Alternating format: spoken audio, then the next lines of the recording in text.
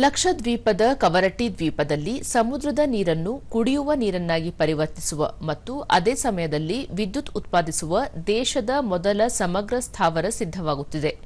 ದ್ವೀಪದಲ್ಲಿ ಸ್ಥಾಪನೆಯಾಗುತ್ತಿರುವ ಭಾರತದ ಮೊಟ್ಟಮೊದಲ ವಿಶಿಷ್ಟ ಯೋಜನೆ ಇದಾಗಿದೆ.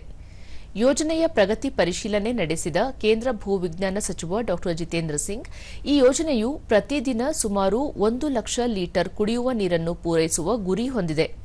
ಇದರೊಂದಿಗೆ 60 ಕಿಲೋವ್ಯಾಟ್ ವಿದ್ಯುತ್ ಅನ್ನು ಸಹ ಉತ್ಪಾದಿಸಲಾಗುತ್ತದೆ ಎಂದು ಹೇಳಿದರು. ಇದು ಸಾಗರ ಉಷ್ಣ ಶಕ್ತಿ ಪರಿವರ್ತನೆ ತಂತ್ರಜ್ಞಾನದ ಆಧಾರದ ಮೇಲೆ ಕಾರ್ಯನಿರ್ವಹಿಸುವ ಭಾರತದ ಚೊಚ್ಚಲ ಸ್ಥಾವರವಾಗಿದೆ. ಸಾಗರದ ಉಷ್ಣತೆಯನ್ನು ಬಳಸಿಕೊಂಡು ಸಿಹಿ ನೀರು ಮತ್ತು ವಿದ್ಯುತ್ ತಯಾರಿಸುತ್ತದೆ. ಇಲ್ಲಿ ಉತ್ಪತ್ತಿಯಾಗುವ ವಿದ್ಯುತ್ ಅನ್ನು ಈ ಶುದ್ಧೀಕರಣ ಘಟಕದ ಕಾರ್ಯನಿರ್ವಹಣೆಗೆ ಬಳಸಲಾಗುತ್ತದೆ. ಹೀಗಾಗಿ ಇದು ಡೀಸೆಲ್ ಅಥವಾ ಹೊರಗಿನ ವಿದ್ಯುತ್ ಸಂಪರ್ಕದ ಮೇಲೆ ಅವಲಂಬಿತವಾಗಿರದೆ ಸ್ವಯಂಚಾಲಿತವಾಗಿದೆ ಎಂದು ಹೇಳಿದರು. So the two sources of water are brought through two pipes, and this is the structure which is now upcoming very soon, where we are standing right here. The two sources of water would converge, Here. the warm water and the hot water. So in the process, the evaporation that happens and the vapors that condense would become a source of desalinated water for drinking purposes. Salt will be left aside.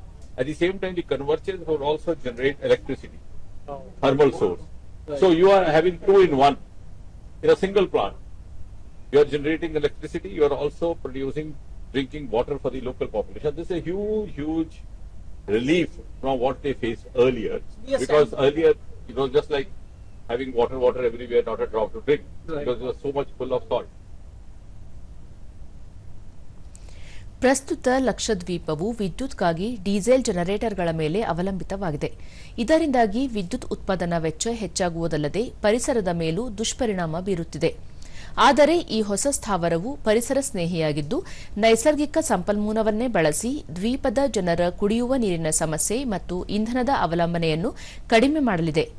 ಇದು ಭಾರತದ ಇಂಧನ ಮತ್ತು ಜಲ ಭದ್ರತೆಯ ದೃಷ್ಟಿಯಿಂದ ಒಂದು ಮೈಲಿಗಲ್ಲು ಎನ್ನಲಾಗಿದೆ.